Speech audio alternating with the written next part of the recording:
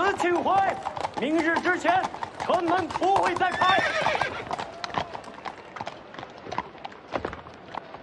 宁将军回来了，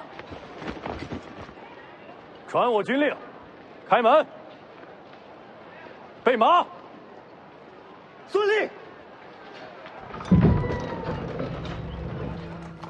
上。上。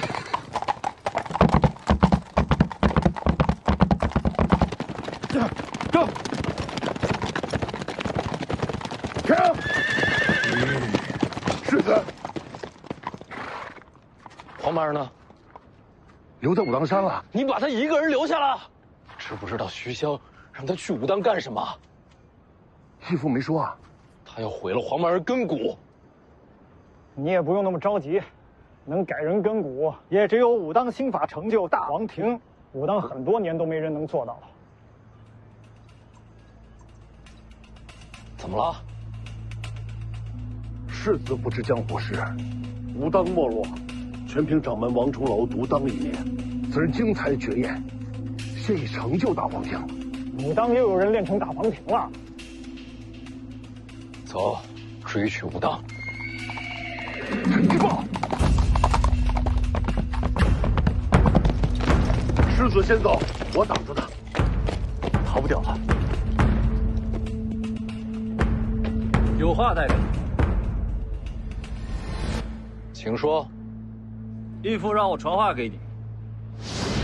凤年，你已经成人，是该学会做抉择了。黄蛮儿之事本就两难，既然你已追去，就由你来决定结果。他的意思是让我去武当。你若想保徐龙将一身神力，就要回到最初抉择，要么让他离开北凉不再回来，要么就学会杀人。杀人？杀谁啊？武当你可以去，北凉军必须回灵州。宁峨眉、楚禄山，跟我回去。管到我头上了。他说的对。世子，北凉军已是皇室心头大患，长时间不在驻地，天知道会引来怎样的猜忌。你们得回去。是。还请世子念在手足之情，护住小王爷周全。一言为定。行。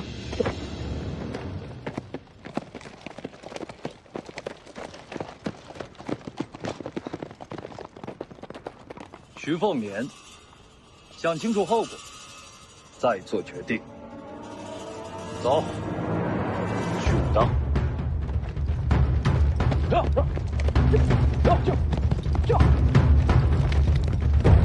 到了，准备怎么要人？杀上武当，直接求见王重楼。武当掌门为你见。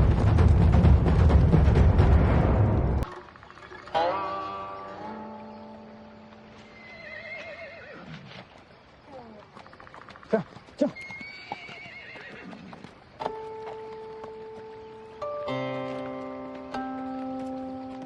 武当掌门居然亲自下山接你，看来武当和北凉的关系不错。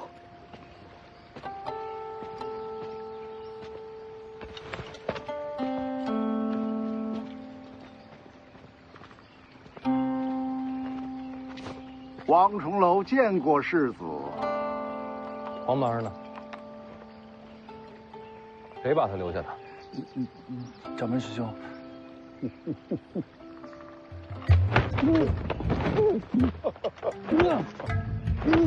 楚先生一路跋涉，辛苦了。见过王掌门啊。哦，这位是家师闭关弟子，贫道小师弟洪喜相。他与你同辈。正是。不出意外，也该是武当下任掌门。洪喜相，你还嫌欠我徐家的不够多吗？那是你爹的意思，我能怎么办？楚先生远来是客，小师弟过来打个招呼。楚先生。啊，好好好。哎呦。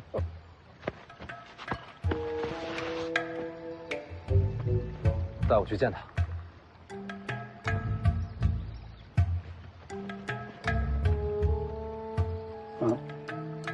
舅，不如你带他们2人上山吧。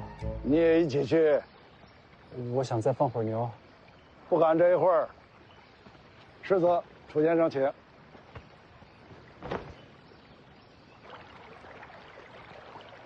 来，世子，请。请。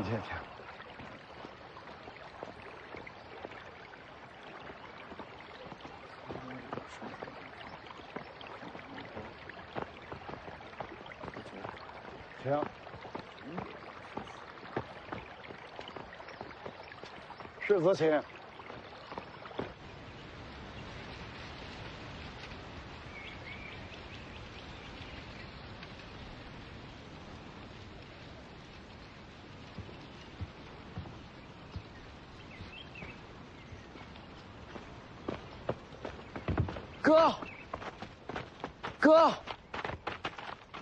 哥，我刚想你，你就来了。你还好吗？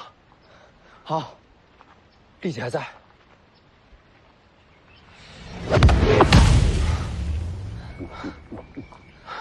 那就好，走，跟我回家。怎么了？爹说了，我不能回去。我说能回去，我说了算。可是爹说，如果我回去，会给哥哥带来麻烦。我不怕麻烦。世子莫要急躁，不如先让心静下来。你要拦我？世子的家事，贫道怎敢拦？我只是劝世子想清楚些。小王爷若是回了北凉，等着他的会是什么？我守着他，不会让他被人利用。你能寸步不离守他一辈子吗？为何不能？世子难不成要用铁链子锁住小王爷？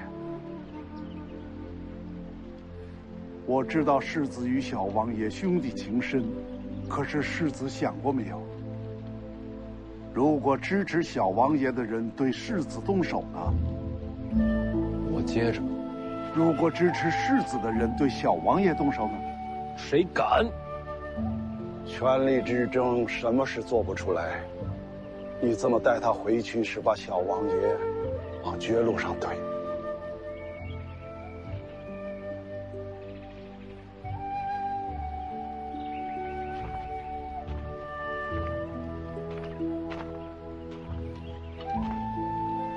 世子还是想清楚再做决定。走，你带他去哪儿？我带小王爷逛逛武当。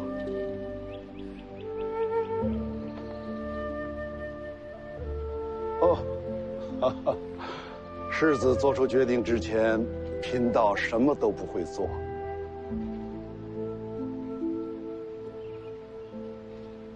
我不走，就住在这儿。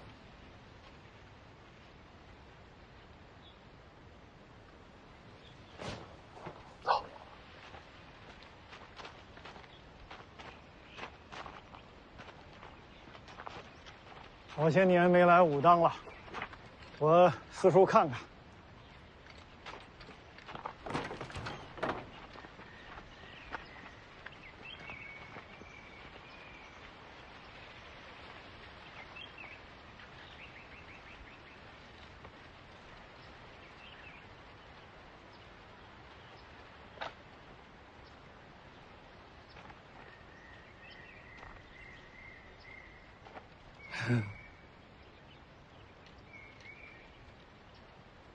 要不咱们进屋坐坐。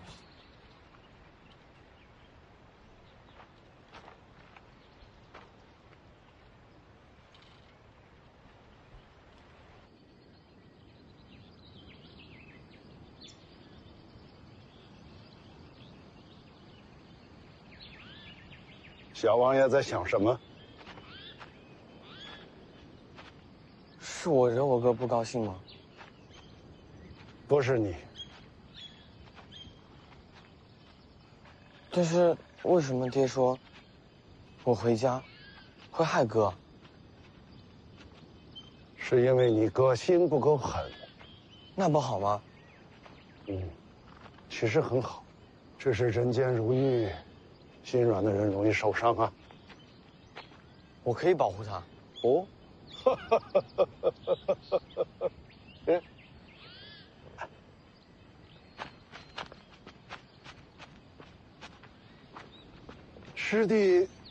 么出紫竹林了？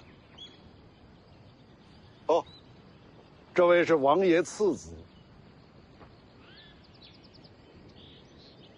天生根骨，赤子之心，很好。哎，倒不如让小王爷就住在你的紫竹林。从本心讲，整个武当山里最像小王爷的，就是师弟你了。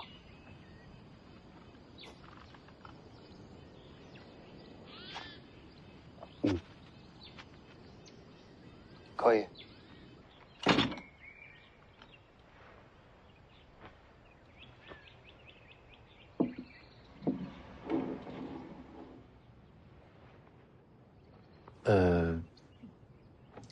其实我大概都听明白了。秀人想借小王爷之名，从世子手中夺取北凉大权。其实我没打算要，那就让给他们。黄马尔本心通明，不谙世事。我要是把北凉让给他，那些支持他上位的人，总有一天会夺他性命。那其实这个结果跟王爷所说的一样，只有2个选择，要么让小王爷不要再回北凉，要么就杀尽军中那些野心狂徒。我必须得做一个决定。可是想借小王爷身份搅乱局面的人到底是谁？藏得太深，徐骁都没找到。那不就简单了？小王爷现在回不了北凉，那就让他暂时待在武当呗。世子若是想念，随时可以来看他。问题就出在这儿，你们武当守得住他吗？这么大一个门派，守不住一个人？你要想明白一个道理，那些支持黄马儿上位的，未必是北凉军。那会是什么人？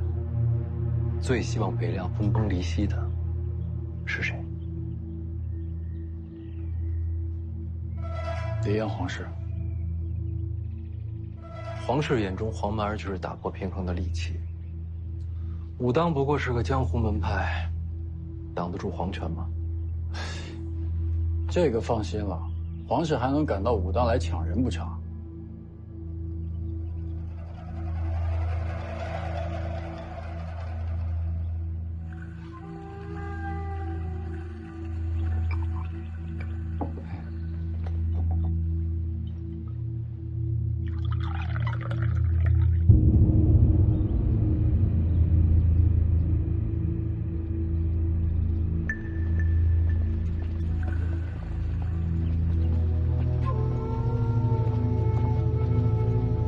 孙雕四，确认徐家兄弟行踪了。回公主殿下，徐凤年和徐龙将皆已离开灵州，先后奔武当而去。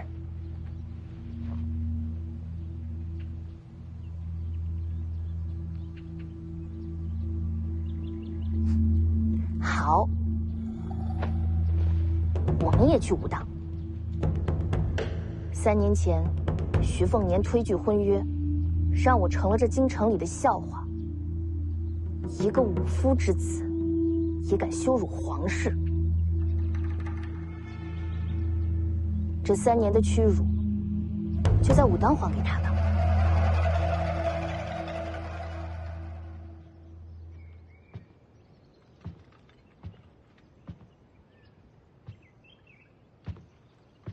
那小道士咋了？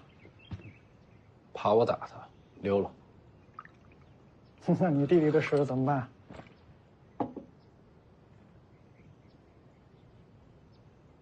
既不能回北凉，也不知道让他住在哪儿才能避开皇室觊觎。想到答案之前，我先留在武当吧。我怎么觉得这事儿不可能有答案？我再想想。那小道士真的是武当下任掌门？没错。那你还敢在武当打他？他欠我的。怎么说？他负了我大姐。那小道士，我家常来武当，一来二往之间，我大姐喜欢上了那小道士。之后呢？没什么之后。小道士不肯下山，大姐最终嫁去了江南。他答应过下山吗？从未说过。那就怪不到他了。虽然没说过，但谁都看得出来，洪喜相喜欢我大姐。既然两情相悦，为何没有结果？他家掌门阻挠。这家伙自己发了个誓，不成天下第一，绝不下山。那他岂不是这辈子都不能下山了？偏偏我大姐也不肯再上山。算了，这都不重要。现在最重要的是黄满儿的事儿。在想出结果之前，旧委屈前辈也住在这儿吧。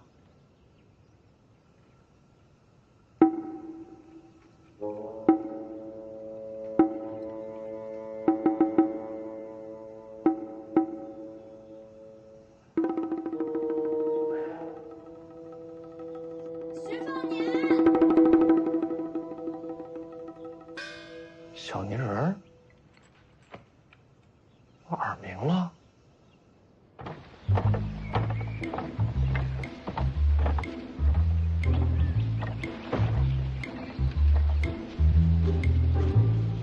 徐凤年，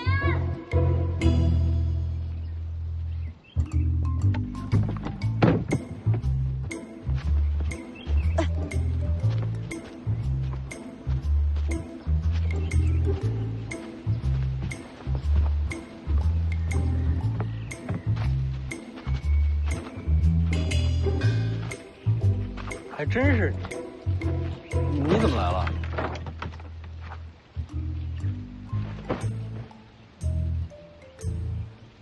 干嘛不说话？你混蛋！我又怎么了？你知道这有多重吗？我背着上山的，快累死了。背的什么呀？换洗衣服、笔墨纸砚，你一样都不带就上武当来了，最后害得我把这些送过来。徐骁是猜到我要在武当住一段了。他猜你还不是一猜一个准？为什么让你来啊？借马的事儿被知道了呗，还不是怪你？你一个人上来的？马车到了山脚就回去了。你不回去？哦，徐骁是让你留在武当照顾我，那你可惨了。哎，你属小狗的。哎，这屋子让给你们住，我自己找地方。有麻烦喊我。前辈。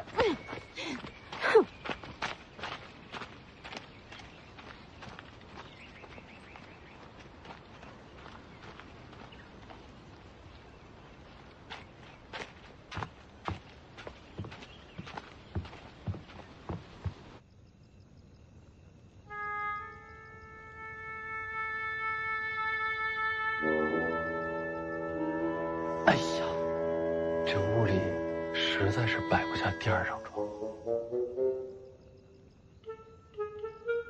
行吧。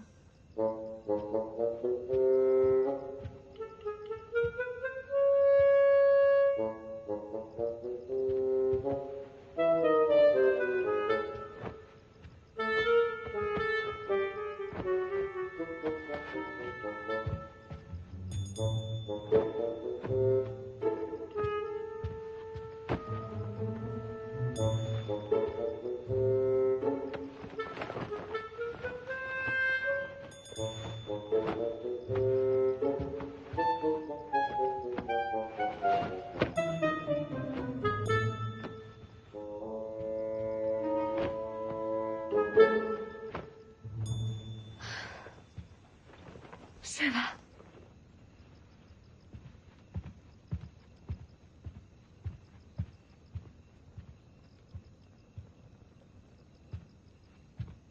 啊。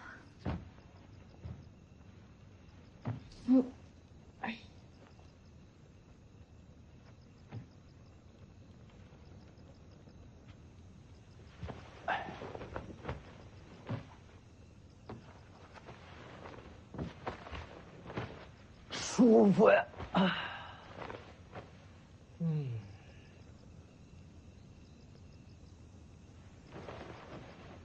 你想清楚啊！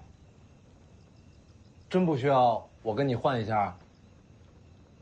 不用，你就坐那儿一晚上？我乐意。对，你那钱盒在包裹里呢吧？嗯。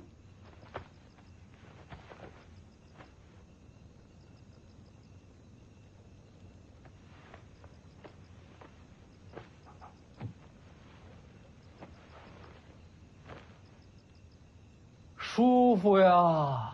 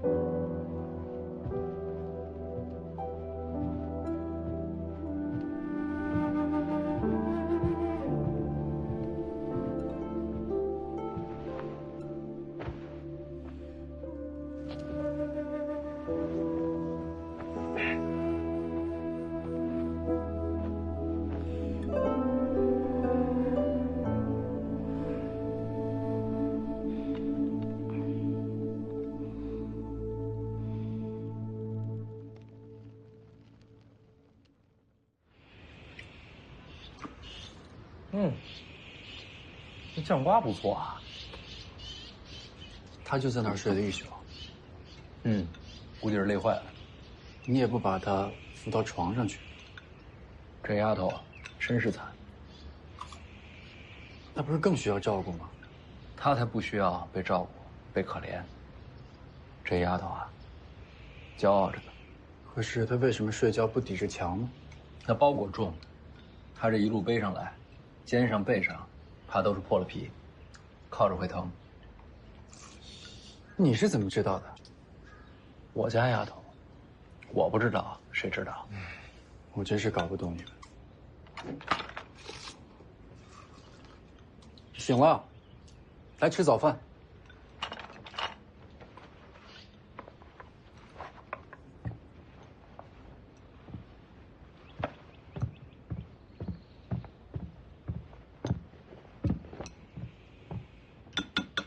吃饭吃饭，别管他。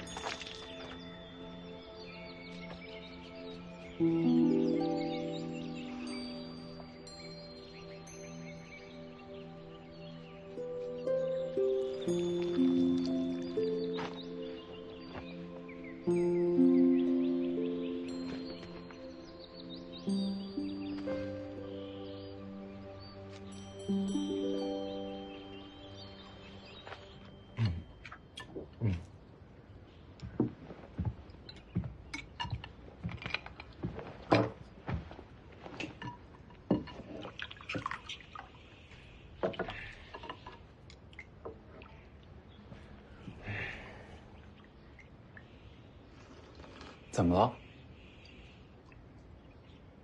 有菜吗？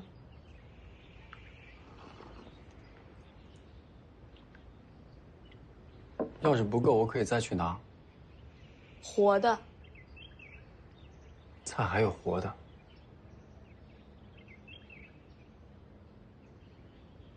这道士是傻的吗？人家是武当下任掌门。世子，这到底什么意思啊？他是问你有没有菜籽瓜苗之类的。可这怎么是活的呢？没出土之前，不是活的，是死的吗？姑娘说的对，是活的。姑娘要这些做什么？种啊。我们有菜，可以给你送来。自己种不行吗？行倒是行，但是我们没有菜籽瓜苗。那你们自己吃的菜从哪来的？我们武当倒是有一个菜园子。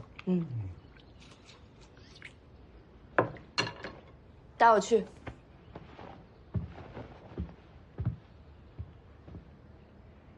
走啊！你别看我，我可管不了。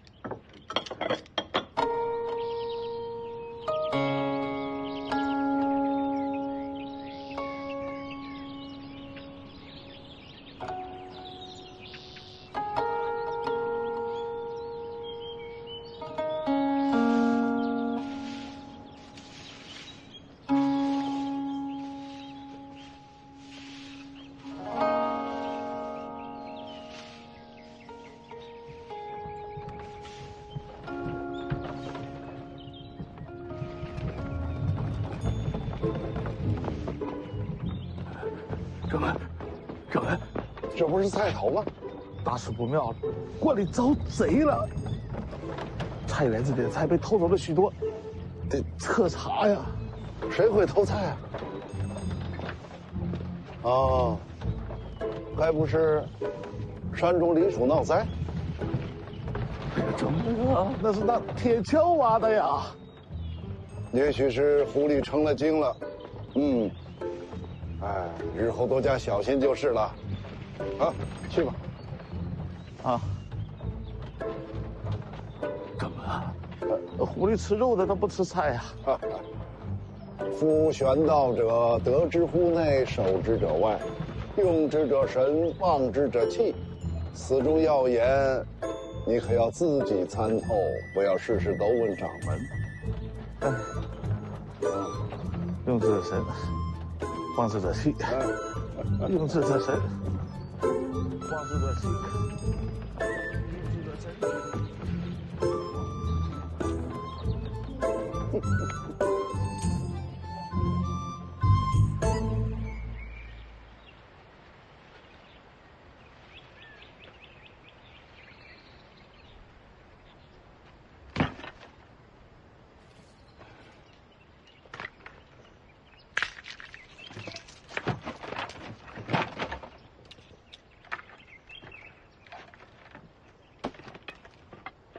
教你狗粮，你偷菜这件事情，千万不能让掌门师兄知道。我让你带的路，菜也是我挖的，让他找我，跟你没关系。还是守密为好。你怕他？他打你？掌门师兄，他不打我。那你怕他做什么？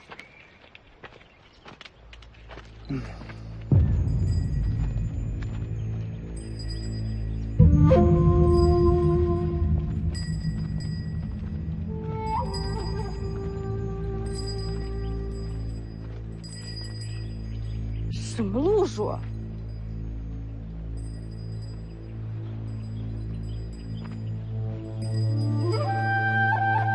文岭3天正法，龙虎山。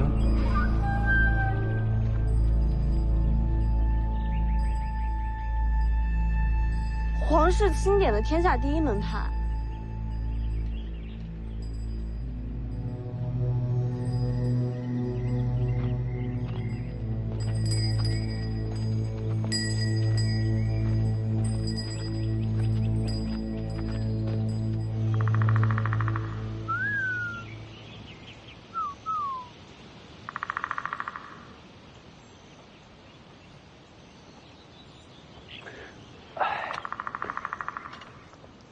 其实待在武当也挺好的，不像留在北凉，整天都要提心吊胆，揣摩人心。就是吃饭全是素的，他受不了。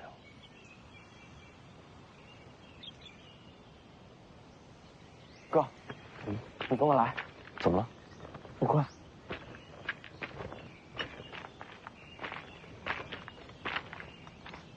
哥，这边。你要带我去哪儿啊？就是这儿。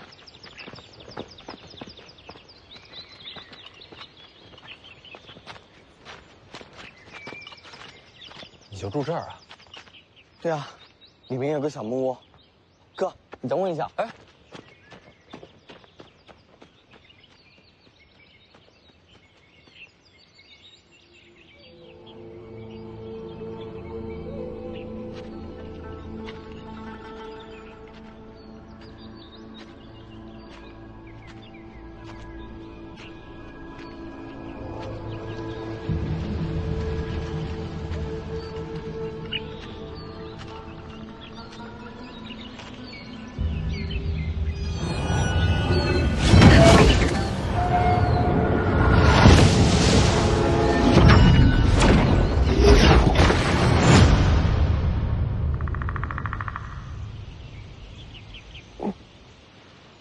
哥，你醒了？我怎么又睡在这儿了？你不是睡，你是晕了。为什么会晕？木剑道士把你打晕了。木剑道士？就住在竹林里那个？嗯。他也是武当的？他没打你吧？没有，木剑道士是我心境。他用什么把我打晕的？剑气。剑气。武当还有这种天才？哥，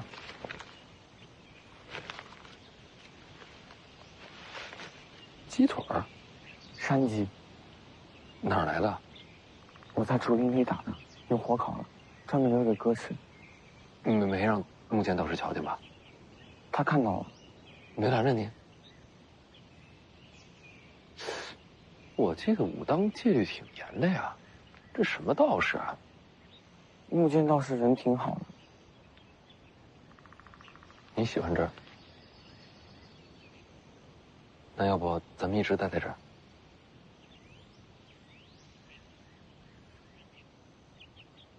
你不愿意？哥是要走的。我去哪儿？哥要回家。爹说，家里不能没有你。大姐、二姐都不在，你也要走，我一个人回去有什么意思呀？那还算是个家吗？爹希望你帮他。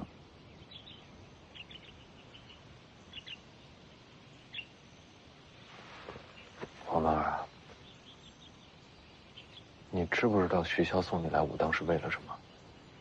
知道。你知道什么呀？拿走我的力气。他连这都告诉你了？告诉我。那你还这么听话的赶过来？爹说我没了力气，哥就不会有麻烦了。你怎么那么傻呀？我傻没事，哥聪明就好。啊，吃肉哥。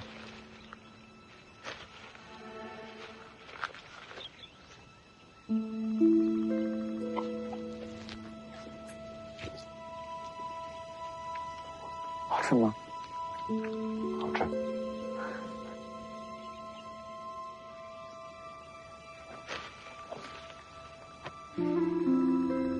黄曼儿，哥不怕麻烦，我就守在这儿，谁也别想把你带走。你恐怕守不住。前辈，这些天都没怎么见到你。在山里闲逛。您刚才说我守不住，是什么意思？龙虎山来人了，找他的。人呢？在你屋子门口，架势挺大。黄曼儿先回林子里，不是哥叫你，绝对不要出来。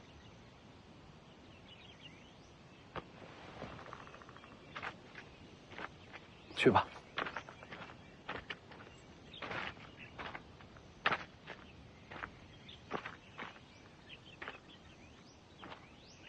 如果我和龙虎山的人起了冲突，前辈会帮谁？哼，我早想着和天下第一门派对招了。多谢前辈。不用谢，只是别忘了啊，见九皇只让我护你2个月，时限很快就到。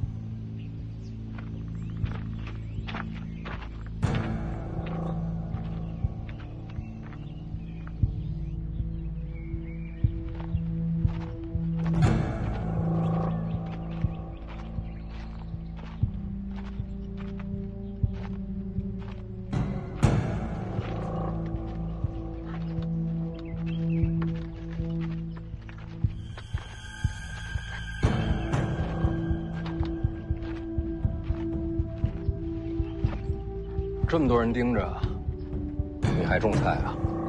又不是找我的。洪喜相呢？被王成龙拉走了。看来武当这是打算置身事外了。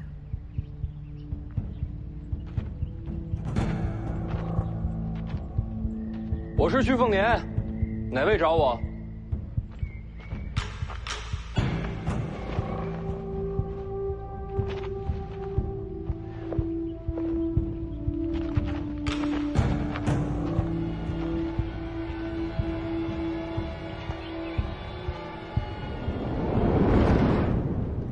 掌门，能确定是龙虎山的人吗？可别被招摇撞骗的人蒙过去了。我亲眼见了，来的是赵熙团。赵熙团，龙虎死天师里的赵熙团，正是。掌门，龙虎山如今如日中天，天师亲临武当，咱们可不能不管不顾啊！是啊，这样想想办法。小师弟，你说呢？我觉得咱们教派叫武当，也不代表整个武当山都是咱家的。咱不是占山为王，这么大座山，想逛就逛呗。啊，那毕竟是龙虎天师啊！对呀，什么龙虎天不天师啊？反正都是来找徐东相的，跟咱们有什么关系？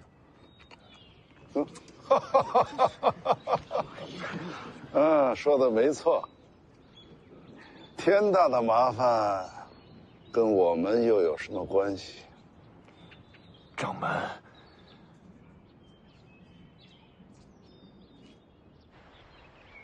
徐凤年，正是。徐龙相在哪儿啊？让他出来。贫道要带他回我龙虎山。敢问阁下是？龙虎赵熙团。赵熙团，竟是天师亲临啊！那怎么能站这儿呢？这岂不是怠慢了天师？天师，屋里聊。徐龙象在哪儿啊？我这就去找他。天师先进去喝杯热茶。好。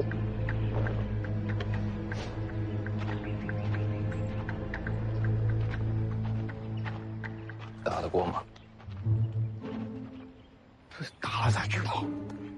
一会儿我正面吸引他注意力，你绕到背后偷袭。你可是龙虎山天师，我管他天师地师，敢打我弟弟主意，一个都不放过。那后面这么多道士怎么办？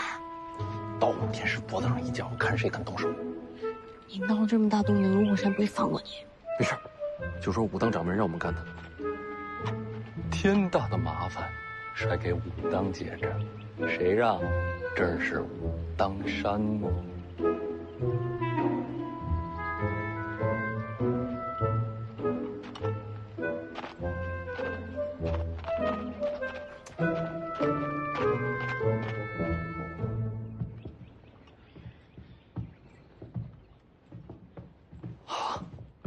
确实是简陋了些，天师万物见怪啊！江妮啊，你把这凳子给天师擦擦，让人家坐下。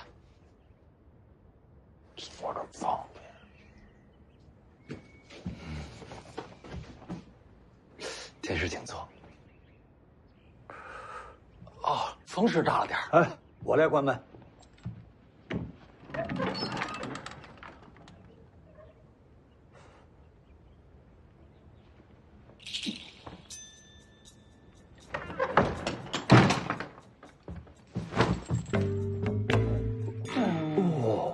不是说要喝茶吗？茶叶在哪儿啊？茶叶呢？茶叶呢？茶叶，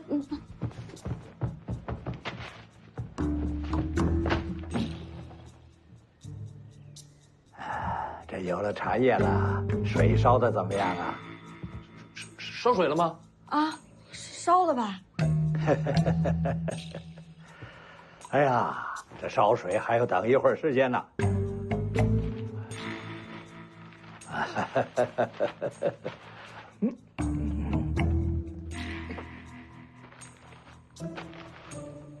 哎，世子不必惊慌，也不要误会，贫道这次来的目的就是要带小王爷回龙虎山。那我就没误会了。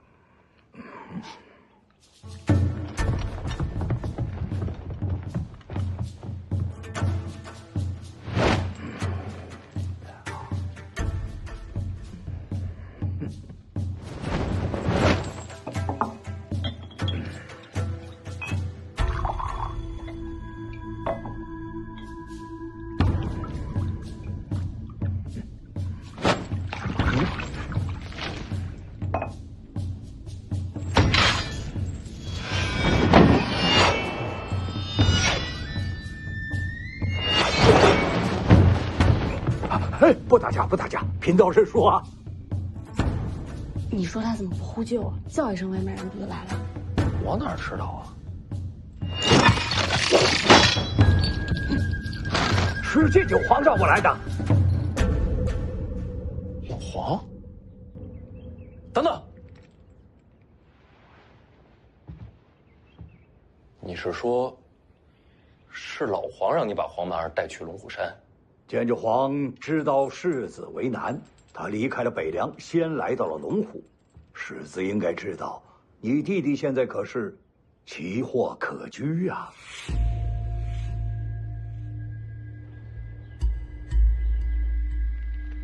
还查到些什么？查出些支持小王爷上位的，没抓。和宁峨眉一样，都是被丢出来的饵。真正的幕后推手，藏得很好。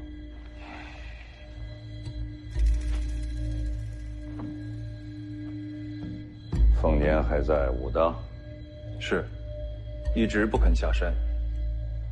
他会想明白的。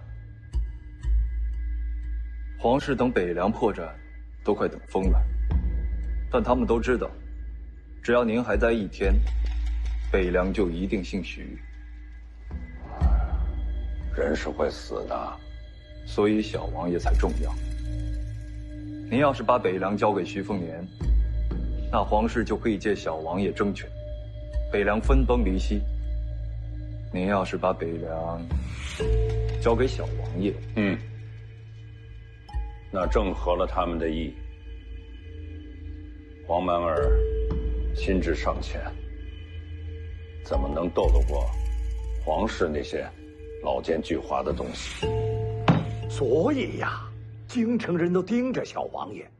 说句大话，如今天下，只有我龙虎山才能保小王爷无恙。龙虎山跟我们徐家可没什么交情。建九皇曾经跟贫道说，小王爷天生神力，根骨非凡。那又如何？世子知不知道，贫道为什么至今未收徒啊？那是因为我这一脉祖传心法，对传人要求严苛，必须是根骨精奇，方能传承衣钵。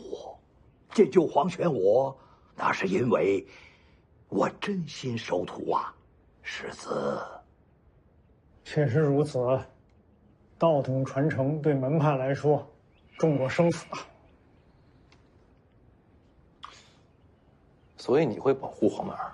既为师徒，当然如此了。眼下京城和皇室都盯着我弟弟，龙虎山号称什么第一门派，真能挡得住皇权谕旨？这就是建九皇来龙虎做的交易。什么交易？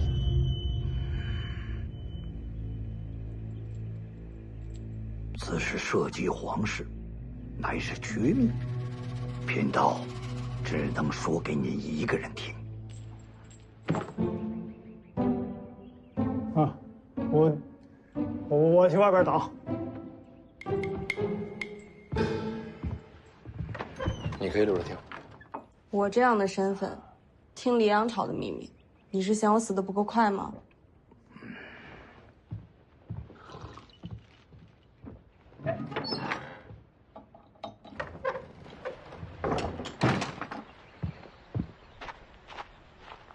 你怎么也出来了？怕死。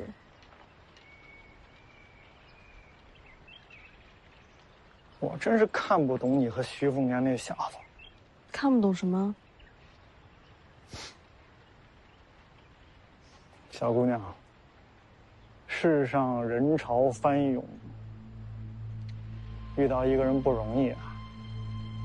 人跟人又没链子锁着，时光一冲就散了。多珍惜眼前，别像我，到这个年岁，就剩下遗憾了。没什么好珍惜，我和他，结果早就注定了。什么结果啊？生和死。就剩我们俩了，说吧。世子觉得，这龙虎山，为何能封为天下第一门派呀？投效的早。因为在龙虎，藏着一个人，这个人也姓赵。那龙虎山天师一门不都姓赵吗？不是天师的赵，是皇室的赵。皇祖？论辈分，他可是如今黎阳朝的老祖宗了。贵族藏匿在龙虎，这天下第一门派还能给谁呀？他为什么藏在龙虎？他在垂钓。什么？具体的你不用理解，你只需知道，此人求的是武道终极，人间至高。可是要想走通这条路，武帝城王仙芝是一道避不开的墙啊。龙虎山有个老家伙，一直想试探一下王仙芝的底细，但是他根本不敢出手。那知道我要去迎战，欢天喜地的要在旁边观战，这不就是买卖吗？老黄用自己做交易，正是。剑九皇挑战王先知，那人借此探王先知虚实，条件是龙虎护住小王爷。那皇室能善罢甘休吗？哎，毕竟是皇族先辈开口了。再说，他人留在龙虎，皇室自然放心。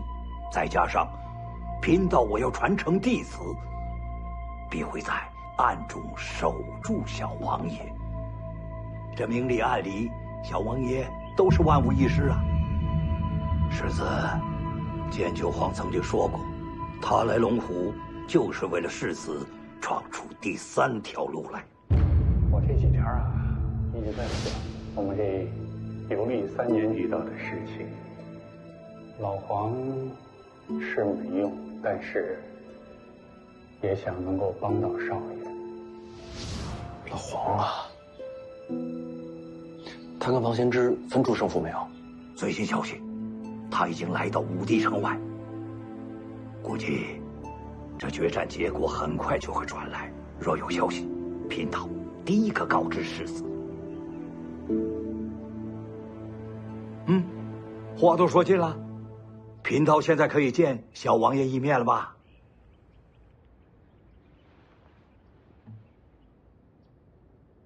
多谢天师，不必了。这已经是最好的出路了。远行龙虎山，黄曼儿会想家。你要带他回北凉？我是他哥，我保护他。如果小王爷回去，那北凉未来必会大乱呐！我知道，我来应付。哥，我跟老道士去龙虎山。你不懂别胡说。我懂，我走，能帮到哥。胡扯！我用得着你来帮？就待在家里，天大的事儿有哥在。哥，我愿意去。哎呀！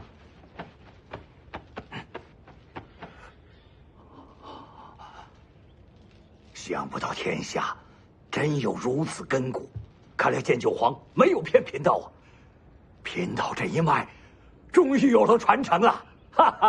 老道士，我们能走了吗？你得叫我师傅。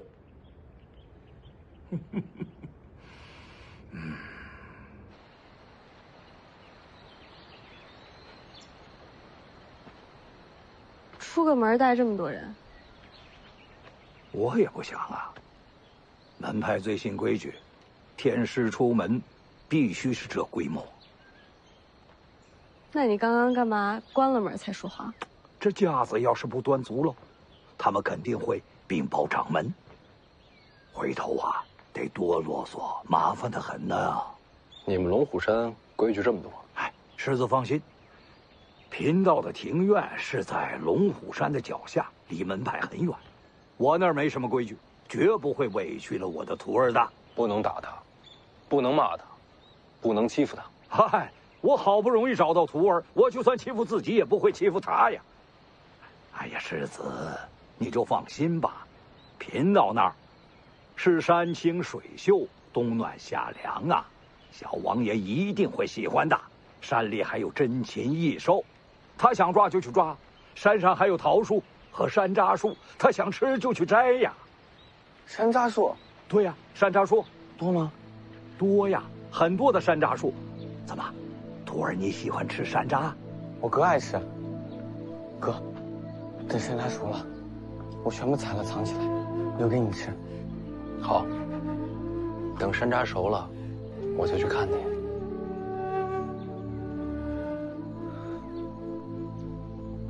好了，我们走吧。哎，等等，黄曼儿，哥想跟你要样东西，这样以后哥想你的时候就可以看着他。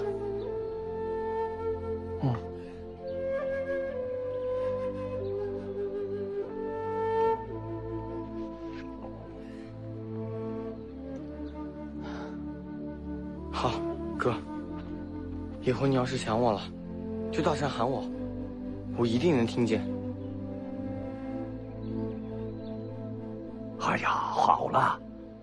世子，来，徒儿，咱们走。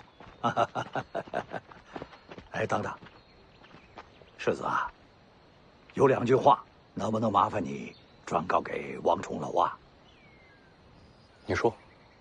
哦，王掌门修炼的大黄庭声名遐迩，如此绝技，岂能蒙尘啊？龙虎山愿意上门切磋，求教大黄庭的风采，就这2句，烦请世子能够转告啊。这是要凭武力镇压武当。哎，门派之间嘛，都是这样。好了，徒儿，咱们走。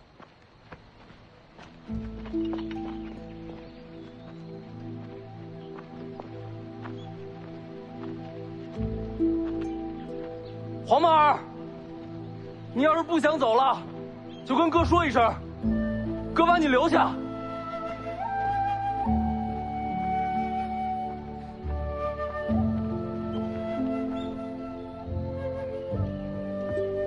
你知道怎么才能把他接回来吧？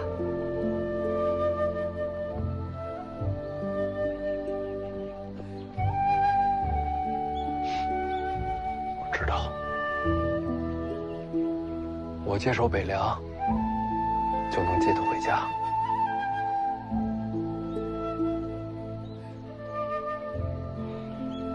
之前可一直说不想接手，把矛头都指向我，黄满儿那边就轻松了。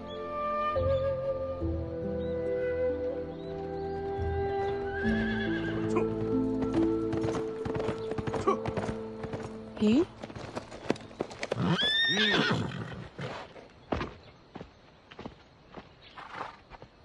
这是出什么大事儿了？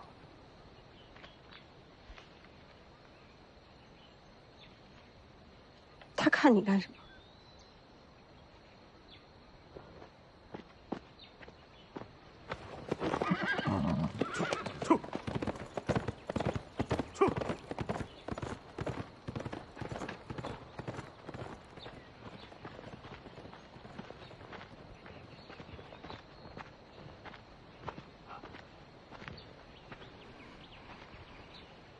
出什么事儿了？我也是刚刚得到消息，跟我有关。说呀！剑九皇死了。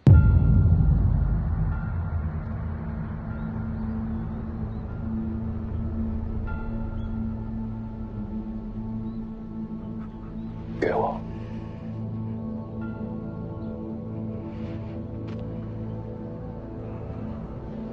剑九皇，他去了武帝城后，先找了一个酒馆，要了2两黄酒、半斤酱肉、1碟花生米，炸的。他不喜欢粗泡，不喜欢水煮，就喜欢吃蘸盐的油炸花生。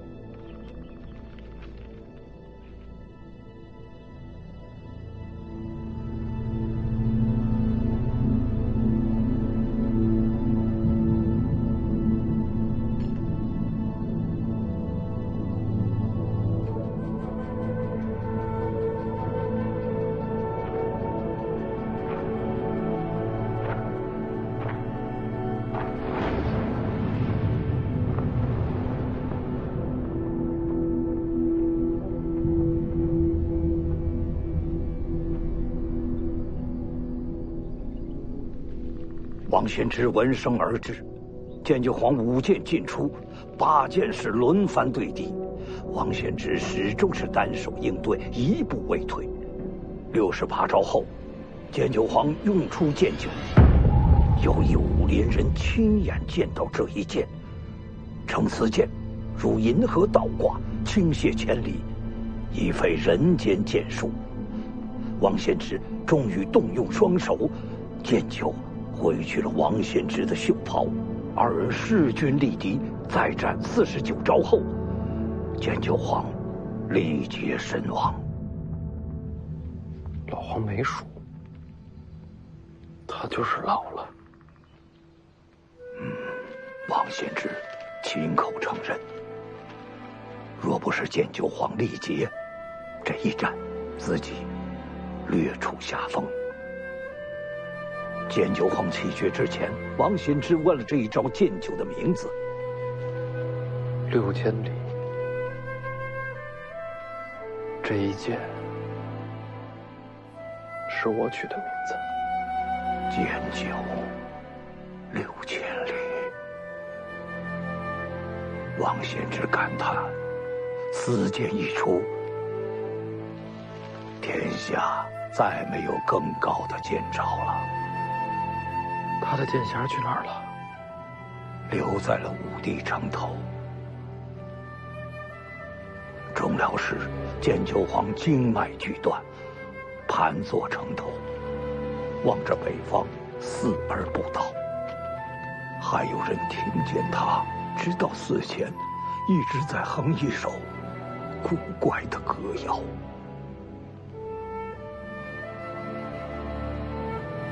北方，他这是看着北凉呢。能把王献之逼成这样，天底下没有几个了。剑九黄已经是传奇了。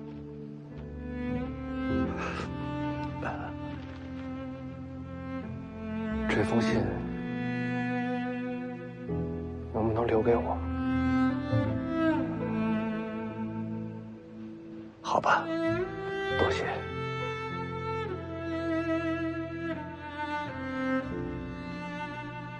世子节哀吧，剑九黄也算是求人得人。贫道告辞了。